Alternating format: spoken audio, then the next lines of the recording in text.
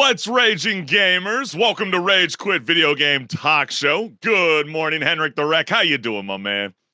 Morning, Chris. As always, I am doing fantastic. How about yourself? Oh, man, life is good. You know, it is finally fall. It's still kind of hot in Southern California. I'm kind of waiting to get in that hoodie season, like I know some of my friends in the East Coast. But, you know, time will come because usually when it gets cold outside, you know what that means, right?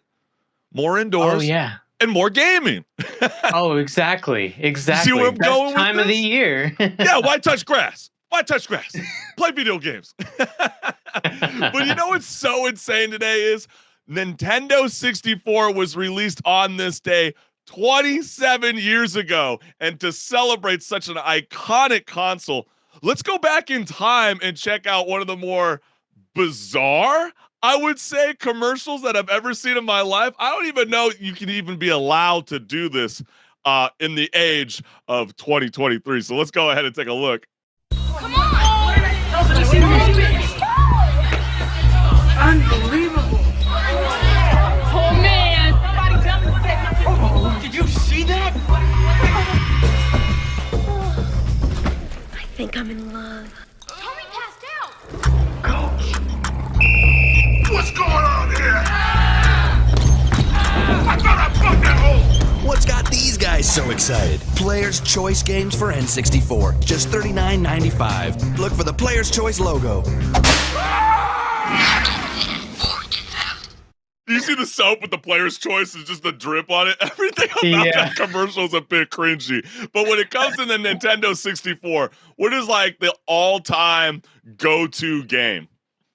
Oh, definitely The Legend of Zelda Ocarina of Time. That is like the game that started my gaming career, and it was a game that I played probably close to like 20 or more times growing up.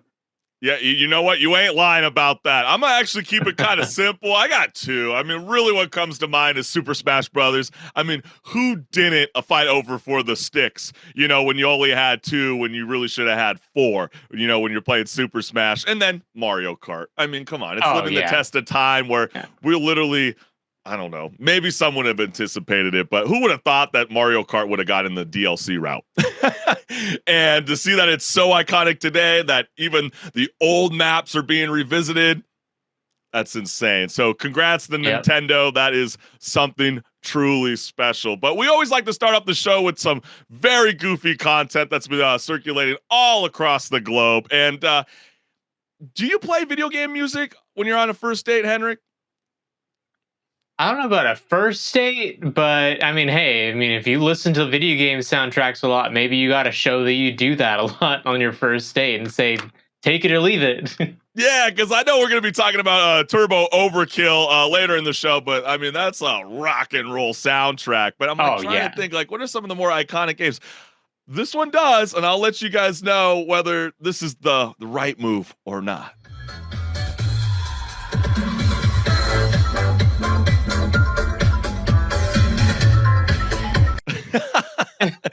I just think it's hilarious, and the comments were very active.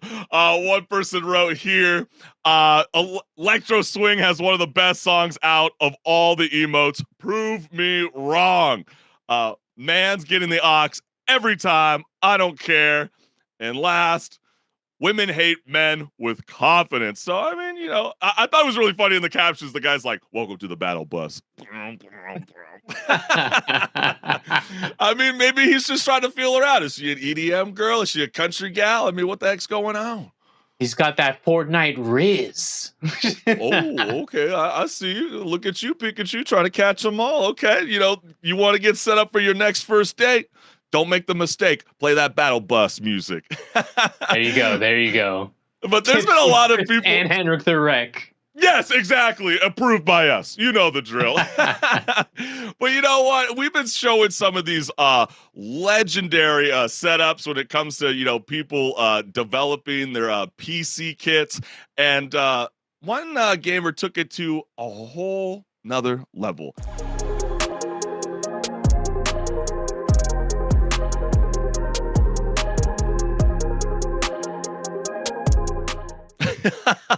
It seems like this is the first video in a long time that left you speechless, HenricK.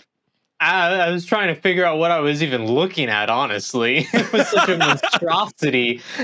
Yeah, I know. That's pretty wicked. I know a lot of people were very concerned with the setup, and one person wrote, one accidental move of a wire and that entire house is finished.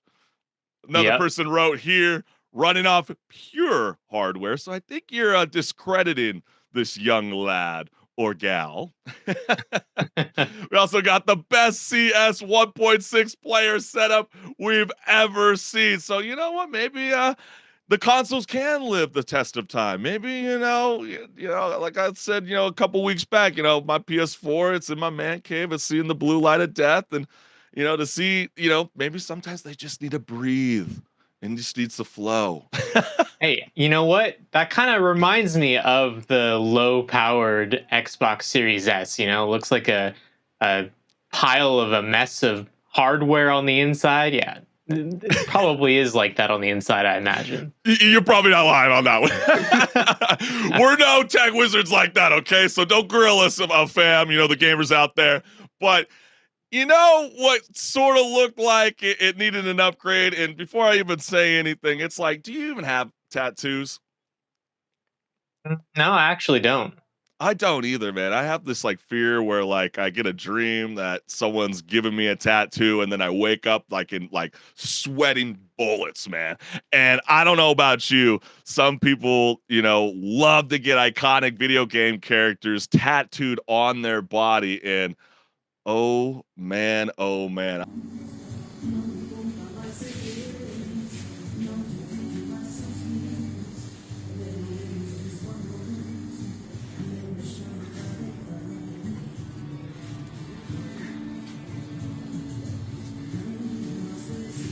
Caralho, realismo puro, mano. Quem sabe, mano. Igualzinho não ficou, mano. Caralho, mano. That's one word. Pain. Yeah. It's like reality versus what you think you look like. Yeah, exactly. Is this what Roblox meant, when they wanted to bring the dating experience to their platform? Is that who I'm getting ghosted by? Well, the guy comments... with the Lara Croft tattoo on his arm. Yeah, big time. I know people had a field day on this video. One person wrote, "Broad just tattooed Lara in 144 pixel."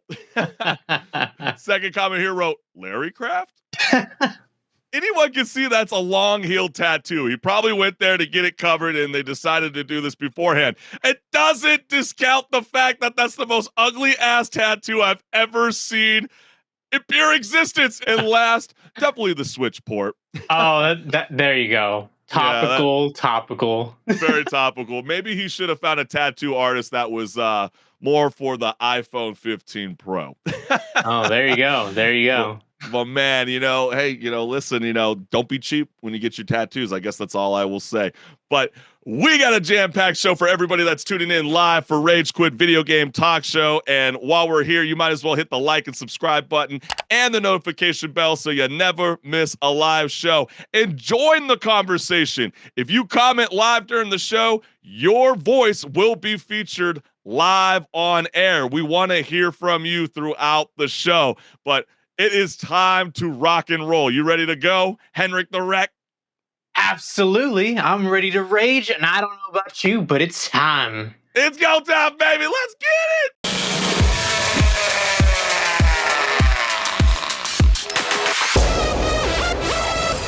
Hey everyone, this is Pause or Repeat. Here we figure out whether a game is really worth your time and money. Today's game is Turbo Overkill.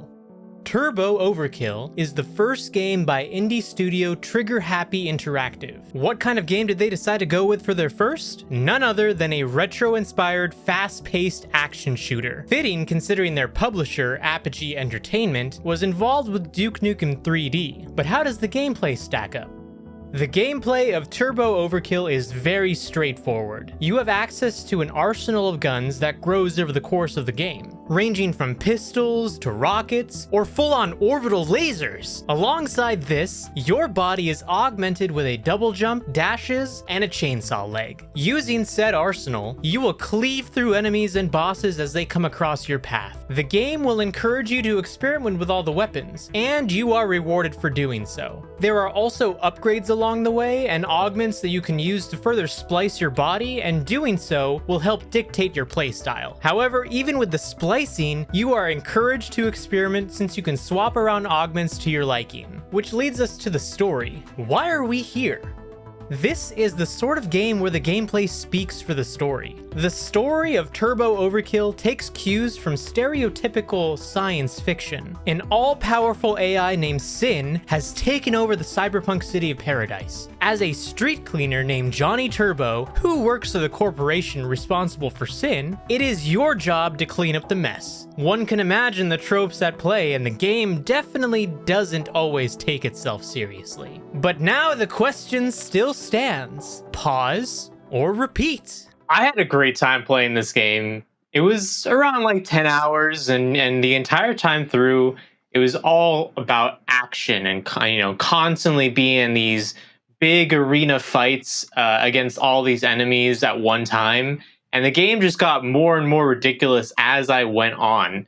Now, at the same time, it was one of those games where as I was playing it, after a couple hours, I had to go take a break because my eyes were just popping out of my eye sockets. They were hurting actually a little bit because it was just like so many flashing lights and so much fast-paced action that I felt I needed a little bit of a break from everything and just go and watch a video. Do you think it's because, HenricK, that the graphics are a bit Minecrafty, with the little blocky, and because you're so used to that HD effect with the more recent games, that sometimes that can play a factor with some gamers? Because I felt the same way. It was really hard on the eyes. I don't know if it was entirely the pseudo retro styled graphics. It was probably more so the high saturated colors and lights that they had in the game, because it is taking place in a cyberpunk future, and the typical cyberpunk future is going to have like neon lights and flashing lights everywhere in any city basically. But this game basically took that and highlighted that to 11 rather than 9 or 10.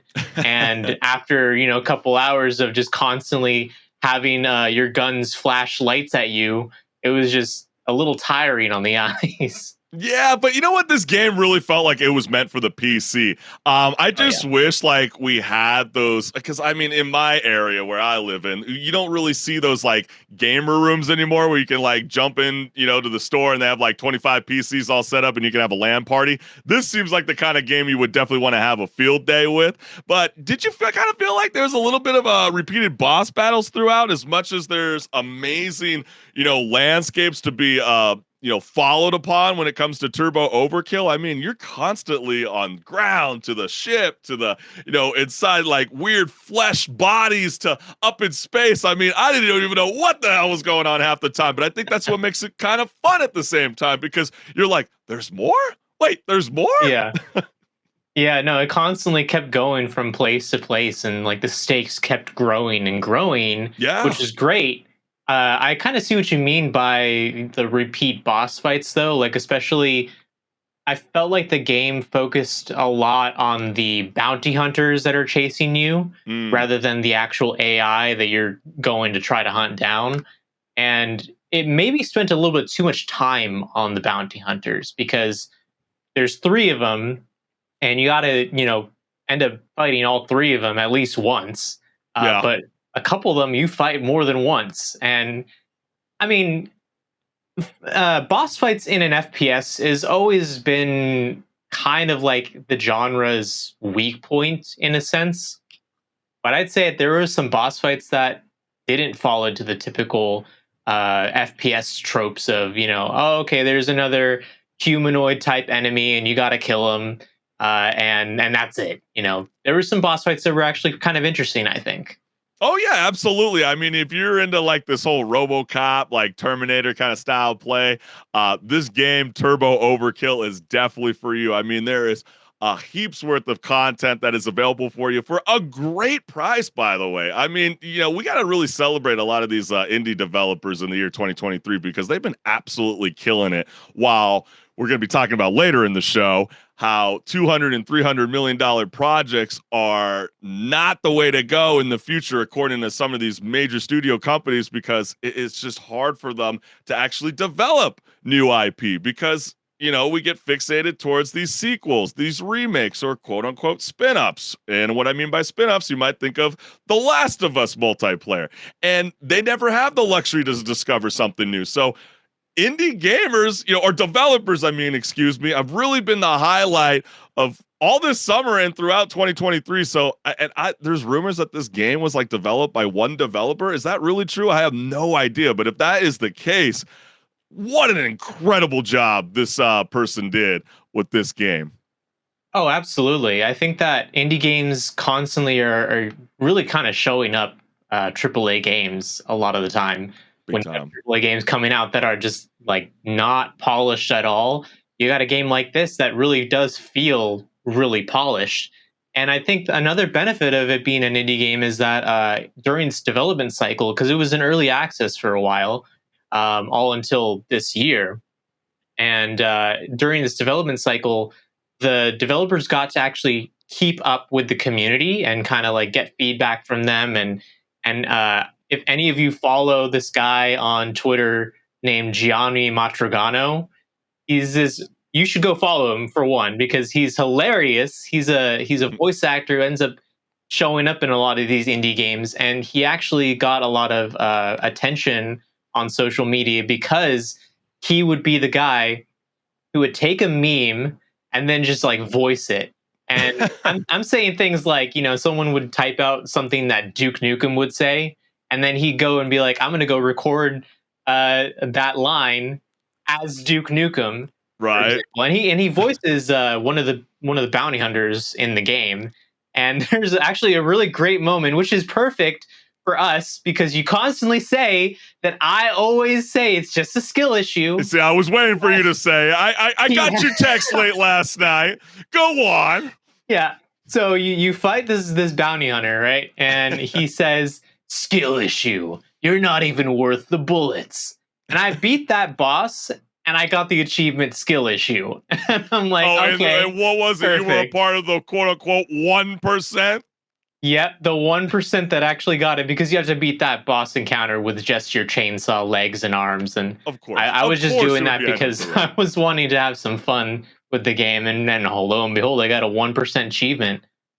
But that's so badass about the game. Johnny Turbo with this really badass leg that has a chainsaw on it. I mean, how much cooler can that get? And just because we're saying you need to walk away at times because your eyes might hurt because of the fast-paced motion of the game, does not mean that I'm calling it a pause. What I'm definitely saying is it's a repeat. I mean, it's definitely something that should be celebrated. I'm totally in awe with this game, and I love the killer soundtrack. It keeps you going. It's an easy game to play, and I think it's really, honestly, for all ages. You can have a whole lot of fun with this game, and it really does kind of give you that nostalgia factor back when you play this. So kudos to this person. Turbo Overkill is a definite repeat for me.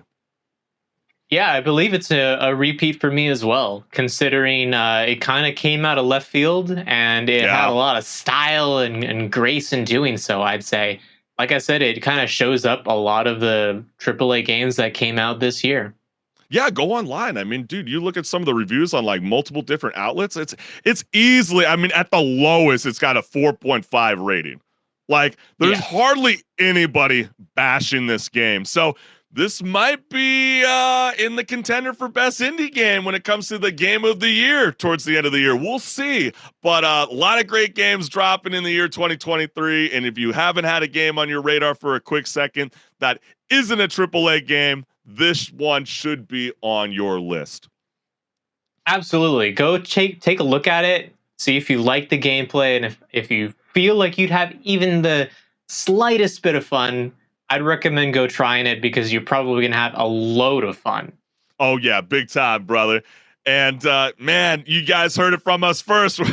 We're agreeing again this week, but there's nothing wrong with that. That just means there's a lot of killer games dropping over the summer. It's out today. Go ahead and check, your local listings, and it's on Steam right now. I believe it's not on the console right now, correct? Yeah, not yet, but they might have some plans to do so later, so keep an eye out. Yeah, that's very true. Or hey, listen, it might show up on your little Steam Deck. I mean, that's the beauty about these new remote play cloud gaming experiences. But hey, or maybe on your iPhone 15. Oh, hey, you ain't lying. That might be the potential future. Well, you can't say iPhone 15. Remember, you have to say iPhone 15. iPhone 15 Pro. Yeah. Hey, but for all the gamers that are tuning in live right now to Rage Quit Video Game Talk Show, stick around as we got so much more left here on this fabulous show with my homeboy, HenricK. Let's get it.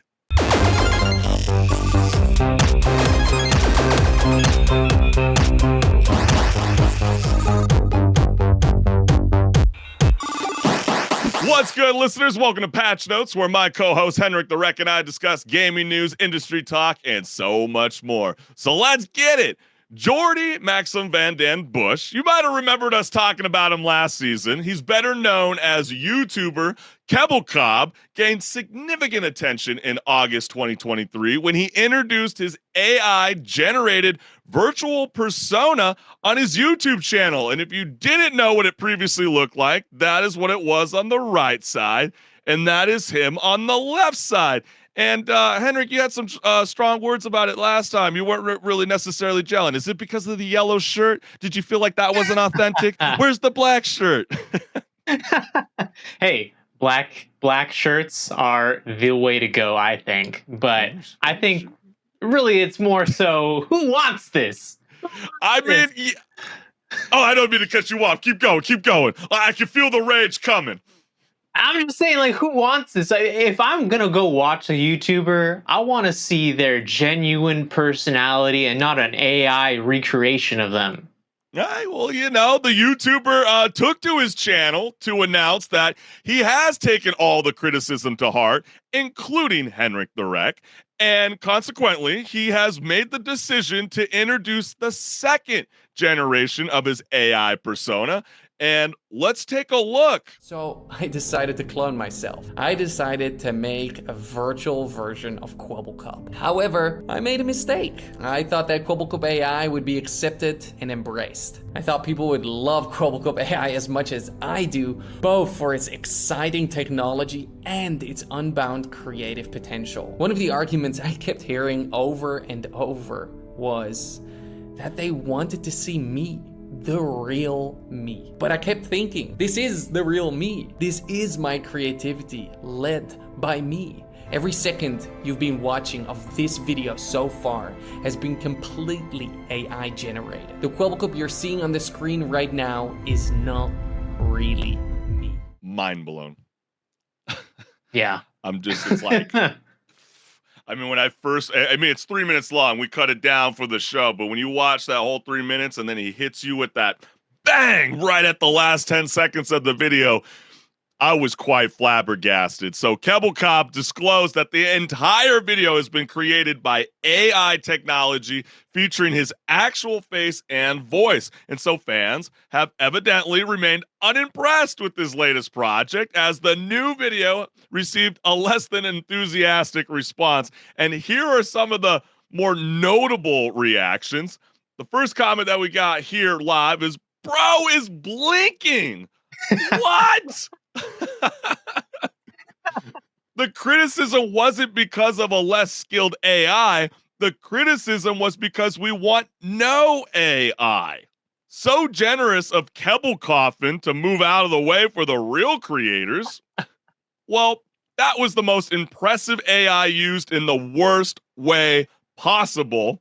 Congratulations, man. You managed to reach rock bottom, and yet somehow you continue to dig the hole deeper and deeper. And last, this is why there needs to be limits to AI. I grew up watching Jordy's content, and it was always so much fun to watch. It is sad to see him turn his channel into this lifeless corporate machine. But the funny thing is, it's like, why does he have to be on a limitation to use AI? It is his own venture. If you don't support it, don't support it. I mean, I don't understand, but it's apparent that the YouTuber has not succeeded in winning over his fans with this updated AI project. But is this the future of Kick? I mean, what happens if, let's say, AI VTubers is used by AAA studios to bring their main characters to life, to promote their own games? Do you see that happening in the future?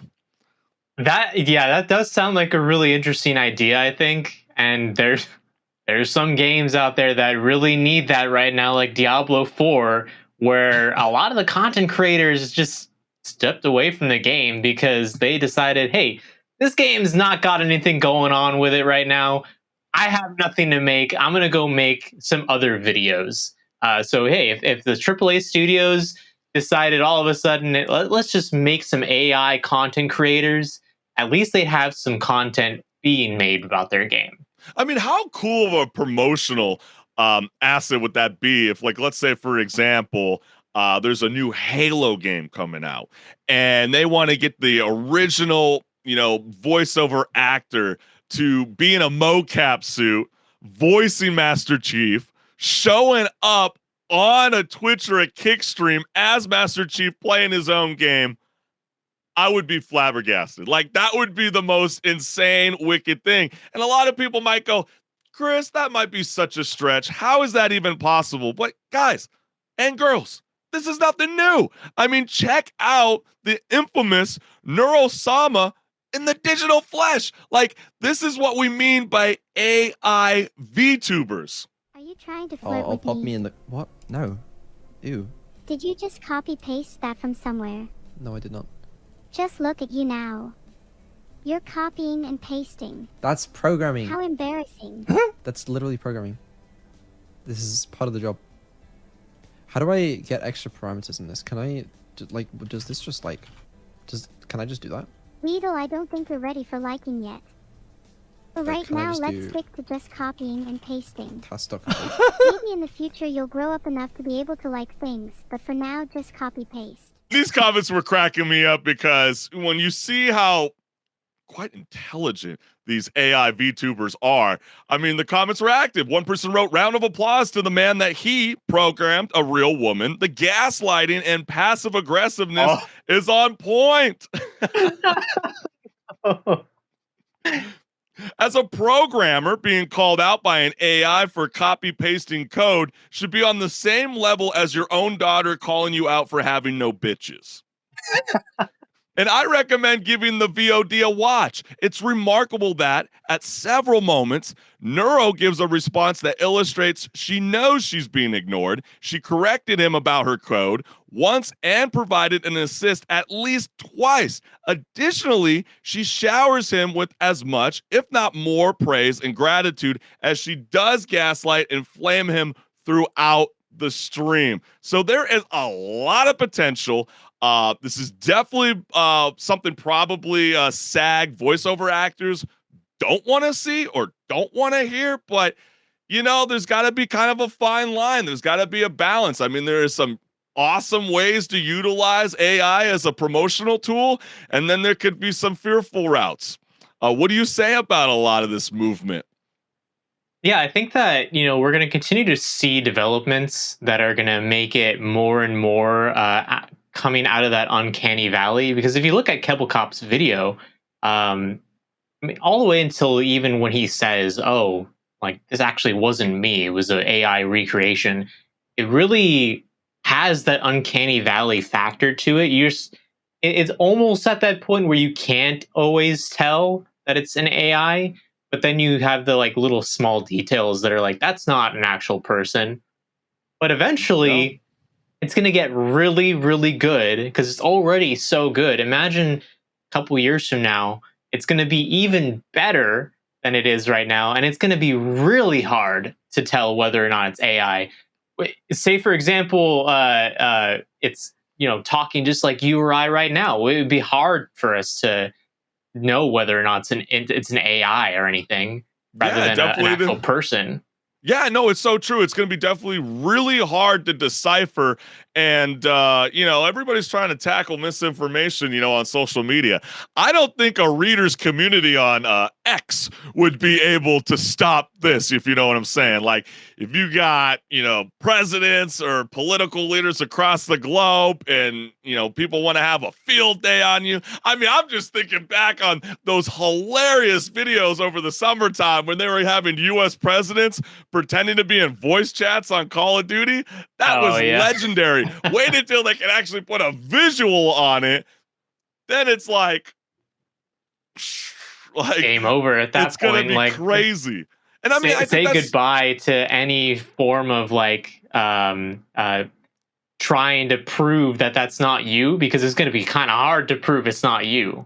Yeah, and I think that's why there are people out there that are trying to fight back against some of these AI companies. I could think about like Midjourney, for example. I know ChatGPT is in the early trial with author George R.R. Martin, who is with the Game of Thrones, calling him out for plagiarism on the platform. So there's definitely got to be a fine line balance. I know some people have been asking that, we need to place a watermark. We need to be able to know whether there's a difference or not. But even if you have a watermark, you can still get email leaks. You can still get finessed. And the possibilities are so endless. It's just amazing to think that we're in the very early stage. And like I joke, all throughout the year 2023, if the Time magazine of the year is looking for somebody, it's definitely AI, and it might be Kwebbelkop. Oh, wait, sorry, Kwebbelkop. Yeah, if you need your for the name Kwebbelkop, cue that meme of the guys carrying the casket. Oh, oh man, it is too juicy. But hey, this is the world that we're living in, and you're just gonna have to embrace it. But we will see what's good. We know, and we haven't addressed it yet because we're waiting for more updates on the situation. But SAG has just won over 98% with the interactive work, which is essentially the voiceover actors and the people in the video game space have approved a strike moving forward. But now it needs to go into another trial process, and you will know more probably towards the end of the week whether that's going down or not, because they want to address situations like this. But man, we got more situations that's cooking up. I mean, if you thought that was juicy, wait until what HenricK the Wreck is about to bring to your cranium. What is going on, my man?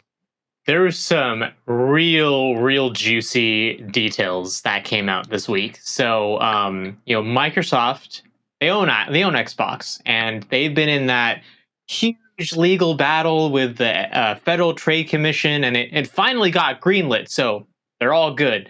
However, there were some confidential emails, slides, and images of potential new products from Xbox's inner workings that detail a lot of interesting things, like the fact that they had a possible idea of acquiring Nintendo. You got some other leaks as well that we can also go into detail. But let's first show, it is a pretty long email. We don't have enough time to really, go and read this whole email for you. But hey, if you want, go ahead and take a screenshot. You can read it yourself. You could probably find it online, if anything. But that was a big detail that was really interesting, especially considering I know for a fact that they've done this multiple times. And every time, Nintendo has basically laughed them out of the room because they're no. But I gotta stop you here for a second, though, HenricK, because I mean, do you not see this as being a possibility in our lifetime? I mean, I never thought, for example, that Crash Bandicoot and Spyro the Dragon would ever be an exclusive only for the Xbox. So never say never. Well, I'd say, maybe if at one point in the future, Nintendo doesn't have a foothold like they do in Japan, because over in Japan, it's really only either you have a Nintendo Switch or you got a PlayStation. Xbox, they don't really buy those over there. Yeah, but think about it like this, though. If Nintendo starts to continue to lose the console war and we start moving towards, let's say, cloud gaming, and Nintendo starts to lose that battle and they can't pull in that subscription service like, Xbox is claiming that they have been with these treasure trove of leaked slides that we got for everybody that we will show on the show. You don't see that being a possibility where Nintendo, the prestigious company, might see a downfall in the future? I mean, it could happen. I would be okay with the idea of Nintendo games showing up on other platforms, like on PC, for example. Partly because I feel like I don't really give that much love to my Nintendo Switch at all, really. The last time I even really touched it was probably around the time that Tears of the Kingdom came out earlier this year. And before that, I wasn't really even doing anything on it. See, I think that kind of proves my point, because that was the whole joke about the Nintendo Switch. And yeah, there's a new rumor about a Switch 2 coming out, but it's always being labeled as the casual, family-friendly game. And and Microsoft had that 10-year partnership deal to start bringing Call of Duty games to the console. Don't you think that's kind of like little tiny baby steps to go, hey, you know what, maybe it might be time to kind of hang it up and let us come into the room and take over for Nintendo, and let's just mash it all together so we could say F you to, Jim Ryan and PlayStation. Yeah, maybe, but I think that as long as Nintendo is still making profits, which I'm sure they are, then I don't think that they're going to even consider the idea of being bought by another studio. Yeah. I mean, I guess that's true, but I guess what I'm saying, or not, it's not what I guess what I'm saying. It's what I'm saying. Is that I think there's going to be a massive decline when it comes to consoles, and because of the potential of cloud gaming. And among these leaks, I mean, what did we discover in those leaks, HenricK? Yeah, so we discovered that a lot of the, well, actually, I should just say, Phil Spencer, head of Xbox, he stated that AAA publishers were kind of slow to react to the disruption of digital storefronts like Steam and shops built into the Xbox and PlayStation. And they also found out that 74.8% of the Xbox Series owners were gaming on a Series S, not even an X, an S, which doesn't have a disk drive. Yeah, say it for the people in the back. Yeah, I don't think they can hear you. You said 74.8% are playing on the Series S? Which that's actually wild to me. I think that, at least in my opinion, if I were to get an Xbox, I would want to get a Series X. But I guess I'm not the majority at that point, because clearly everyone wants to go with the cheaper option. Yeah, I thought everybody wanted to have the format to be able to have a disc. I mean, they're definitely following the route of Apple. When you get the MacBook Air and you're like, what the hell? Where's my disc? Like, now I have to buy an attachment? I mean, I think that is totally crazy. But then I guess that's what's telling Xbox, like, we've been definitely wrong to be slacking on cloud gaming. And I think that's why they are totally revamping their whole entire approach. And that's what we're discovering inside these slides, even though I saw Phil Spencer, late last night kind of clapping back, a lot has changed. And I don't know about a lot of those email leaks reflect how we really feel. No, dog, 75% is pretty clear as day that you guys are moving in the wrong direction when it comes to physical copies, and you need to embrace cloud gaming. But not everybody was happy with the new changes that are coming in the world of Xbox. And the first comment that we got here was, I like having physical games as an option. I still have my Xbox 360, and pretty soon 360 games won't be available to purchase on 360 on the marketplace. I stopped buying physical games around 10 years ago. Like the time you should have probably stopped playing your Xbox 360 10 years ago. That's because they couldn't find a place that had the Series X in stock. Series S consoles were easier to get. Maybe that was a strategy to try to get you to shift away from the disc. I find it very concerning that amongst this massive Xbox leak, I've seen / heard nothing about future plans for Halo. You might say that, but then again, I don't know about you, HenricK, but that could have been one of the code names inside the email leaks. You know, maybe that's how I know really they're pretty feel. secretive about what goes on with Halo. So yeah. Yeah, I mean, you don't embrace with Paramount to make a Halo TV series to not continue the franchise. That's what I would tell everybody. I hope you'll continue that TV series, though. I'll leave it at that. Yeah. After these leaks, I think it's time for this quote to make another run. Hashtag Xbox leak. The only problem with Microsoft is they have no taste. They have absolutely no taste. And I don't mean that in a small way. I mean that in a big way, in the sense that they don't think of original ideas and they don't bring much culture into their products. Steve Jobs. I've seen some claim that the Xbox leak was intentional. It absolutely was not. Microsoft wouldn't leak its confidential roadmap and internal conversations. That's not how any of this works. This was either an error from the court or the Microsoft legal side. And there has been a spokesperson on for the FTC, and they've already confirmed that it wasn't dumb. So it is somebody on Microsoft's side that has lost their job. And the last comment that we got here, my honest takeaway from today's Xbox leaks info, the bad. The Microsoft seems obsessed to buy everything. No focus on physical copies at all. The good, remasters of games I love. A lot of new games for Xbox/PC. The lineup looks very good, and long-term focus on gaming. So yeah, we obviously heard that there was confirmations of a Red Dead Redemption 2 coming. They got Fallout 3 that's on board. You know, Indiana Jones is still on its way.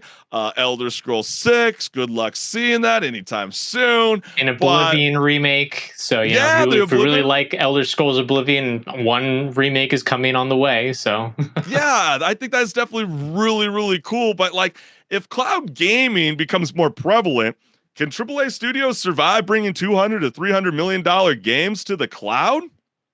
I think that's really the big question here, because you know, we've seen the experiment so far of things like Game Pass, and Game Pass, I'm sure, does make a lot of money because it does have some pretty good value for it. But I think at the same time, there's always the question of like, are they even going to put some games on Game Pass because they have such high budget for a lot of these AAA games now? And when the game comes out, that's when a lot of the sales are going to first happen, you know, right around the launch date. And if it's on Game Pass, why are you going to buy the game physically, right? Or maybe not even physically, but digitally? Why are you going to buy it for $60, $70 when you can just, you know, have it on Game Pass? And sure, I mean, I guess the idea is that if it's on Game Pass, that you'd subscribe to it for that game and then maybe, you know, be stuck with Game Pass because you decide to not cancel your subscription, either because you forgot to and you're just getting charged monthly, or you're still playing other games on it because, you know, they got you into it already at that point. But I don't really think that it's going to be the same revenue profits as if they were to actually get sales on day one.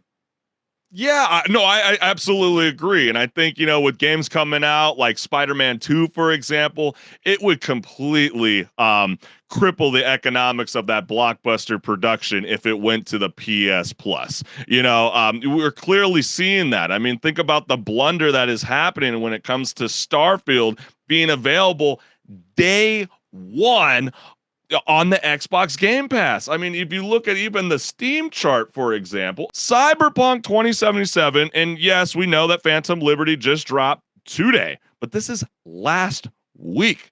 Look at the chart. That's insane to think that a brand new patch, essentially available for free if you already had Cyberpunk 2077, has outtaken Starfield. And I think, you know, some of this has to do with, too, I mean, I know that they don't take into account you know, the Game Pass, but this is from paying customers. And if this is the trajectory of where we're going in the industry, this could be really, really bad. And I think as much as I'm really high on life when it comes to cloud gaming, I think the biggest con of it all is definitely the fact that it's really hard for AAA studios now to be able to develop new IP because they might not want to throw $200 to $300 million on a new venture because sequels and remakes and spin-offs, like think about The Last of Us multiplayer, for example, would already bring that fan base with you, while that's a lot of chips to throw all in to try to invest that gamer to join the new ride. What do you think? No, yeah, I think that probably is part of why we're just seeing so many remakes and sequels of things rather than new IP, because it's safe. You know, like if we do a remake rather than a full new IP, the remake's probably going to make at least some waves, considering if the original was really highly praised, the remake is going to get a lot of people hyped. They're going to be like, oh yeah, they're bringing back this game from 10 years ago, and it's going to look great, and it's going to have different systems, and it's going to be up to date with everything that comes out nowadays. And compare that to like if you try to do a new IP, you got to win over that whole group of people all over again from fresh. You don't have a head start already. You have to start from nothing. Yeah, I can't really think of a game right now in my gamer friend community where anybody's thinking about pre-ordering a game that has a new IP. I mean, I'm hearing some chatter about Star Wars Outlaw, but think about it. It's got a massive name behind it. Hello. Yeah, it's still Star Wars. It's still Star Wars. So that's what makes it so accessible. But to see that, you know, with the Phantom Liberty expansion for Cyberpunk 2077 coming out today, and seeing that players are eager to explore a new storyline and a new district, it's gonna be very concerning to a lot of the AAA developers, knowing that, you know, cloud gaming is becoming more prevalent. But you know, we didn't just get scans of the emails from very serious people. What else did we discover, HenricK the Wreck? Well, we also got images and details of possible upcoming hardware. I don't know if it's possible. I mean, this looks pretty clear as day, right? Look at that. I mean, the design is definitely there. It could change a little bit, but what we're seeing here is an Xbox Series X refresh, and something to keep an eye on here is the fact that it doesn't have a disk drive. Yeah. It's digital only, which was the one big differentiating factor aside from performance between the S and the X. Yeah, I mean, it's codenamed Brooklyn. What they are claiming is it has more internal storage, faster Wi-Fi, and reduced power, and a more immersive controller that comes with it. That is the controller. It looks the same. It made me kind of laugh because a lot of the things are stuff that is just being copy and pasted from PlayStation, like lift the controller up and it's alive. So I don't know if it's going to be totally crazy for people, but the slides projecting the future of the Xbox platform indicate that Microsoft is very much looking towards cloud gaming, and they are really pushing for 2028 to 2030. And I know the images are blurry because, again, you know, we had to superimpose them, but you can get the idea of looking at the chart that they're really seeing that the console is going to die. They feel like people are going to start to embrace PC first, you know, in the middle tier. And then they believe cloud first gamers are coming. That means, you know, playing on your mobile device, playing on a Steam Deck.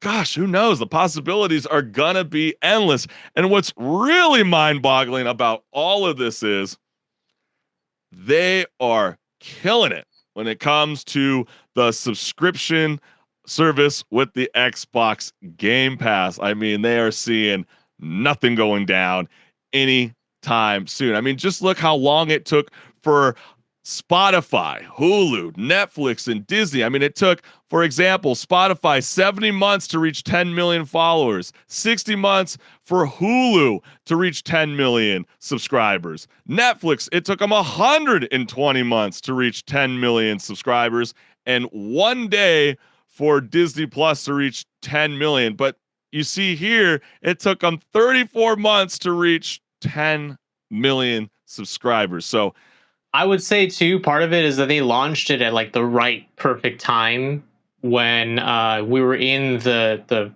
kind of like still transition period between physical games being really common still and people wanting more digital access. At least, clearly people want more digital access. And I think that because of the timing, they made it within 34 months to 10 million. And I think that it's going to continue to grow too, because as long as they keep giving the subscribers value, they're going to stay on that subscription service. Yeah, or keep developing hardware that doesn't provide you a disc. Yeah, so or that. You're going to be forced to either choose, hey, am I going to be Team Sony because they give me the option to get one with the disc or no disc? Or am I Team Microsoft that is forcing me to basically get a console when essentially the smart TV is going to do the same thing pretty soon in the future? I just don't see how that console is going to live up, especially if it's going to be like $500. Oh yeah, no, it definitely is going to be one of those things where it's like either you have a PlayStation or you have Game Pass. That's about it. Yeah, no, I mean, exactly. And then some people are going to be like, well, Chris, like, what if I want to buy a game through the smart TV? Like, how are you going to be able to store it? There's no memory there. Have you not seen a smart TV? Have you ever looked at behind it? They got a USB port. You're going to be able to stick an external hard drive in, and you're going to be able to store your games and your photos for your little slide when you put your TV on pause. Like, come on now. Like, this isn't hard for the TV manufacturers to figure this out. So this is really blockbuster leaks that we got here, and it's just insane to think that, like, this has been one massive year of just nonstop gaming industry talk. And, man, just insane stuff. But you know what's also pretty wild, HenricK, is this next topic of conversation, if you're willing to take that jump. Yeah, let me know what's going on with some of the, we talked about how there's some SAG developments, but let us know, talk to us about what's going on with Hollywood celebrities being cast in video games. How is that going for the industry? Well, Mortal Kombat 1 has launched to critical acclaim with speed praise for the outlandish story and its new gameplay systems. However, there's one area of the game that has attracted criticism, and is exactly what you're saying. Hollywood celebrities being infatuated inside our beloved franchises, and that is Megan Fox's performance as Natara. And if you haven't heard her voiceover performance, well, we got a little short clip for everybody tuning in live to Rage Quit Video Game Talk Show. Boy, I heard tales of battles against your kind. I had fought them tall ones. All Earthrealmers will soon know of Eternus. My realm starves, and it's coming here to feed. Yeah, I'm starting to understand what SAG's talking about, because, I kind of feel like an AI Megan Fox would have done a better performance. Yeah, I think that this is a common thing where, they're just going to grab some Hollywood actors, throw them into the game, and be like, here we go. That works.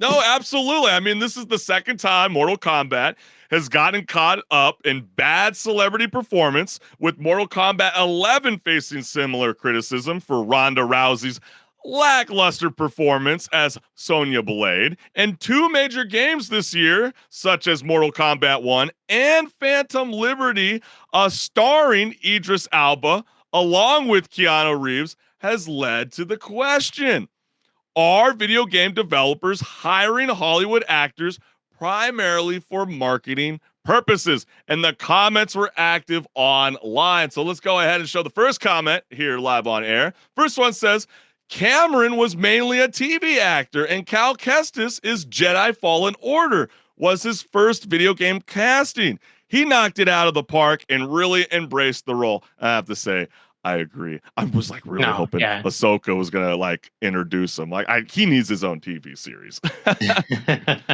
Every situation is different. There have been quite a few Hollywood actors who have done a lot of voice acting. Patrick Stewart, for example, has been doing video game voice acting since the 90s. There are others who have done a lot of voice acting for video games, like Keith David, Ron Perlman, Kelly Hu, and etc. Correction. Don't hire celebrities who aren't voice actors to do professional voice acting. Peter Dinklage is another example of good actor who had a terrible performance in a video game. His voice as the Ghost in Destiny was so bad that they had Nolan North redo the entire role during the lifespan of the game. I'd say a general rule of thumb is to not cast any actor who isn't willing to bring any passion to the role. Megan Fox in Mortal Kombat didn't sound convincing at any point. It shouldn't be as if she's having a casual conversation. I want to believe you actually want what the character wants. And last, the character fits the role and gives the life to story, then I don't care if it's an unknown gas station employee or Robert Pattinson. I also don't get out of the immersion if the actor is well known in the real world, when making watching a movie very difficult. That comment sort of made me laugh, because what happened to all that animosity when it came to Chris Pratt being hired as Mario? Oh, I mean, I was right there with those people who were like, oh, God, why did we cast him as Mario? Which, I mean, hey, I did watch the movie, and I do think he did a pretty good job. But I still think that they definitely could have just gotten some other voice actor, because there's plenty of people in the industry who do voice acting for a living and don't just, Hollywood act for the majority of their career. And they would have been fine. It might have actually even been better, honestly. Yeah, and it probably would have been a lot cheaper, because I am assuming that Megan Fox is not cheap to work with. And I mean, this is not the first time that we've discussed failed celebrity lineups. I mean, we talked about it in Pause or Repeat. Yep. Crime Boss, Rock K City has a stellar celebrity lineup. You can see some people on this blockbuster photo lineup. You can see Chuck Norris, there's Danny Trejo and Vanilla Ice, to name a few. So this is a prime example of how celebrities won't get you sales, because this massively tanked. It's like, oh gosh, I mean, the bomb rush of people slapping this with negative press was bad. It just was bad. And so, that brings me back to my point. I mean, why do they keep continuing to do this trend of getting Hollywood celebrity actors for marketing purposes when clearly gamers will thrash it apart? Or is this a sense of a level where they teach you in film school and communications in college there's no such thing as bad publicity? Well, that's probably part of it, but I think that, really the prime example here is Crime Boss Rock A City, where, I think that a lot of people were really hyped for the game, because you saw that cast and you're like, oh man, this game has to be good, right? And then it didn't really hold up after that. I think that it's getting to the point now, around this time, that gamers are starting to see if there's a big name celebrity involved with your video game, that's a little bit of a red flag. It's not necessarily going to be bad. I've heard, I haven't played it yet because it just came out today. That's what I'm saying, right? Idris Elba's performance in the Phantom Liberty expansion is amazing. But, it's hyping up early praise.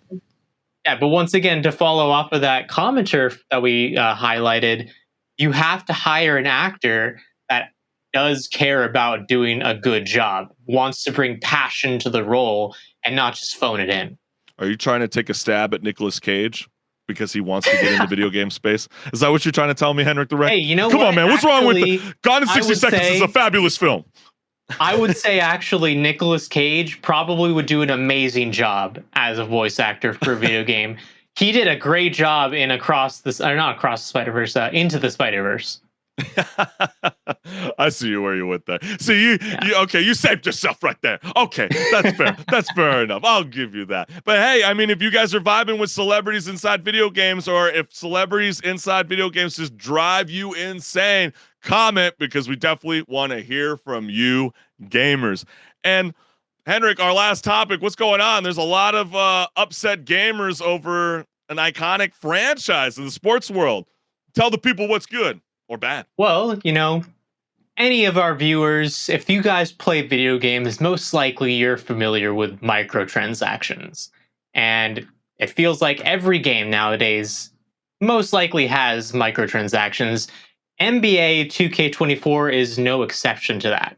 And it actually reignited the conversation about, egregious microtransactions all over again, because the makers of NBA 2K24 added a subscription fee to this year's game at release earlier this month.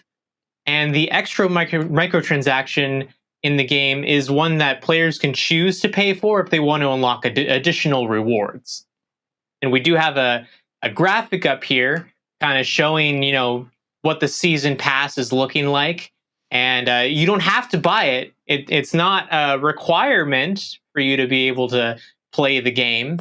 But it did get a lot of backlash from people online who say that the game continues to give benefits to those who are willing to pay to win, rather than the people who are just wanting to pay the $70 that the game is worth and not have to pay another $10 every 6 weeks for this subscription. Wait. You said every 6 weeks I have to pay $10? Yep. Every 6 weeks, there's a $10 fee to be on this subscription. Crazy, wow, and right? that like plagues some of the two most popular game modes. My career and my team are heavily geared towards online play. And yeah, the longtime gamers are super pissed off. I mean, you got one person that wrote here, gaming industry needs another crash. This stuff is unacceptable. Every time they say that this new monetization will give 40 additional rewards, that means that they will remove 40 items from the base game to give them as paid rewards. Excellent point. Yep. The company name 2K refers to the amount of money they want you to pay for each game they produce. That's a good one. It is a good one. They should have called your player VC instead of NP this year. Virtual coin, not my player. To those of you who always try to defend microtransactions by saying things like, quote, no one is forcing you to buy them. What's the big deal? End quote. This is the perfect example of why we always complain about it, because these companies always go too far. They always attempt to push things beyond the limit to the point where it literally affects everyone's experience. This is why microtransactions are bad. It starts off where you can ignore it at first, but eventually it spirals out of control due to greed. Just for the record, Charles Barkley refuses to be in the game until 2K donates to the NBA Alumni Association that helps retired NBA players who struggle financially. And last, as long as enough people spend increasingly more money on practices like these, things will only continue to get worse. And man, oh man, they were not happy, because in NBA 2K24, players can choose to spend their time practicing to upgrade their or they can open their wallet and purchase the upgrades with real dollars. And I don't blame them. I mean, this is one of the screenshots that's been circulating across the web. I mean, how do you compete with this? I mean, when you got a 95 defensive perimeter, yeah, I mean, that's going to be freaking annoying. I mean, this guy's going to be glued to you like peanut butter and jelly. I mean, come on, man. I mean, like, this is going to be insane. And, and then you think about some of these, for my team, for example, if you're paying to get these packs and you get lucky to pull out, let's say, a Kyrie Irving, or a LeBron James, either or, I mean, man, your team's going to be loaded. And, I mean, this doesn't stop companies like this. I mean, Take-Two Interactive Software, HenricK and I, we were digging into this because we were so curious to know why companies like, in the world of 2K embrace this. Well, the company that publishes NBA 2K and other games, including Red Dead Redemption and Grand Theft Auto, reported that it made $1.9 billion in the United States from microtransactions alone across all its games in the year 2022, which accounted for about 64% of the company's revenue for that year. Physical copies aren't doing it. Digital copies aren't doing it. Microtransactions are doing it. And for context, the major blockbuster film of that year, Top Gun Maverick, earned $1.5 billion worldwide.